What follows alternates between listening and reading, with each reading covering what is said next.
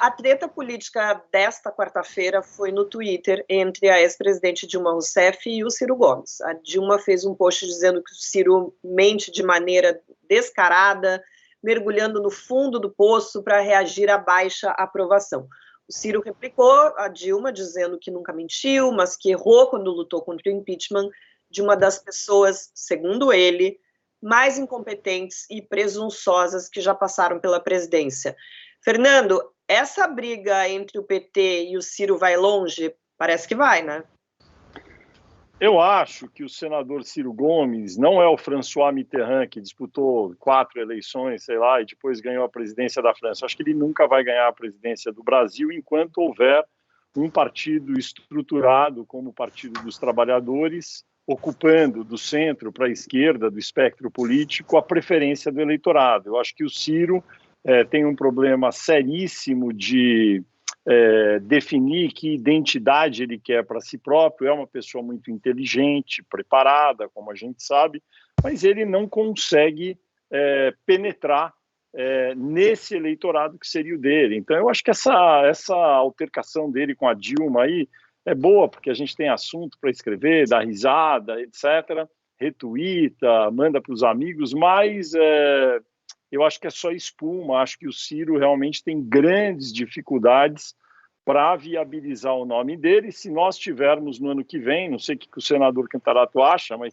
se Luiz Inácio Lula da Silva estiver com saúde, disposto, querendo, como ele está querendo hoje, ser candidato, ele será candidato e o PT terá ali seus, no mínimo, cerca de 30% dos votos.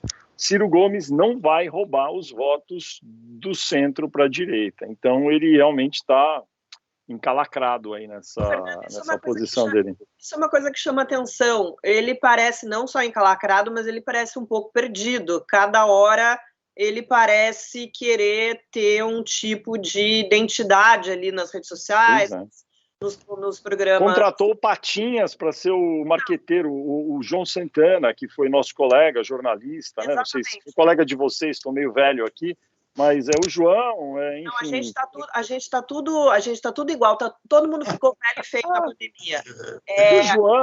O João foi outro dia num programa de TV, eu estava também, que é concorrente de vocês, que é o Roda Viva, eu estava entre os entrevistadores, ele vendeu lá uma teoria que, na verdade, o ideal era Ciro candidato com Lula humildemente sendo candidato a vice-presidente. Aí, 2, 3 semanas depois, ele foi contratado.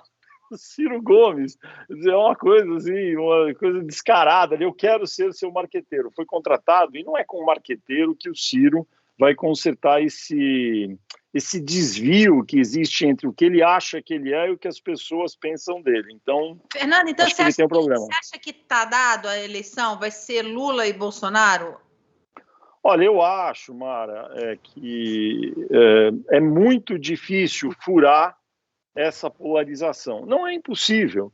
Eu acho, primeiro, inclusive, batendo na madeira, né? A gente já teve de tudo no Brasil, não é? Então, ninguém quer que nada aconteça com ninguém, mas se eles chegarem no ano que vem dispostos, com saúde, etc., o Bolsonaro ocupa o cargo de presidente. Ele jamais vai se transformar, eu acho, em alguém que vai se resignar e falar, não vou disputar mais porque eu estou mal avaliado. Não, ele vai disputar.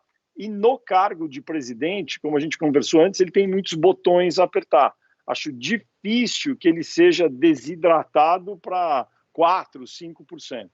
E no caso do Lula, a gente já tem um track record aí bom, não é? De várias eleições do PT. O PT é o único partido que esteve entre os 2 finalistas em todas as eleições presidenciais brasileiras. O PSDB não.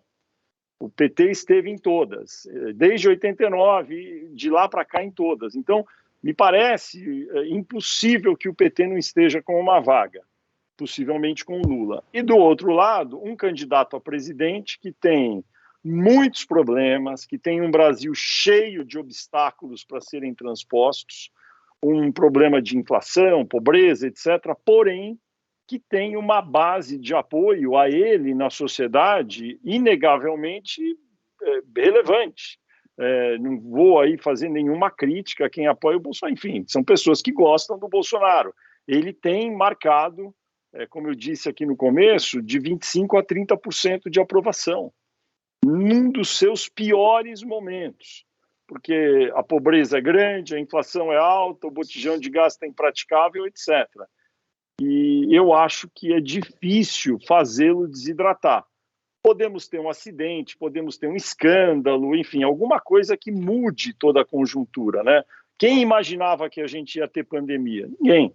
Então, guardadas essas condições de temperatura e pressão, acho muito difícil haver um fim dessa polarização, para o bem e para o mal. Aí, né? Nem sei se tem bem. Fernando, e quando o João Santana fala isso, do Lula sair como vice, ele não está chamando a história da Cristina Kirchner, com o Fernandes da Cristina ter voltado? Sim, como com certeza, ele fala isso. Ele já até comentou exatamente com essas palavras. Agora, me parece ser algo impensável. Alguém já viu alguma vez, em alguma disputa relevante, o PT abrir mão de ser cabeça de chapa? E ainda mais o Lula, né?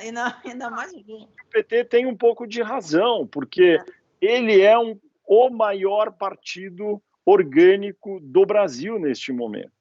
Quem é o maior partido político realmente orgânico no Brasil, com capilaridade? É o PT. Não é o MDB, que é um partido absolutamente fragmentado, um ônibus no qual as pessoas entram e saem. Não é o PSDB, porque acho que as pessoas nem estão indo mais na Praça Vila Boim para jantar e discutir as coisas por causa da pandemia, então desagregou muito isso aí para o PSDB. Ai, que maldade, Fernando! Então, eu acho que só tem um partido estruturado no Brasil que se pode chamar de partido político. Vocês se lembram que o Lula, antes de ser presidente, pela primeira vez, enfrentou prévias internas no PT contra o Suplicy. Isso em 2002. O PSDB está falando agora como se fosse uma grande novidade, essa prévia interna. O Lula enfrentou o Suplicy na prévia de 2002. Então, é um partido realmente que, sem fazer juízo de valor sobre tudo que o PT defende, mas como organização, é muito forte. Então, ele não vai abrir mão nunca. Então, isso que o João Santana falava é quase que uma viagem, ele voltando aos tempos do Bendengó, lá, do grupo de música dele, hippie, da Bahia, e viajando na maionese completamente, não tem a menor chance. O Clube do Livro do My News é completo, tem descontos, bate-papo com os autores e encontro mensal com os leitores. Seja membro do My News, vem pro clube!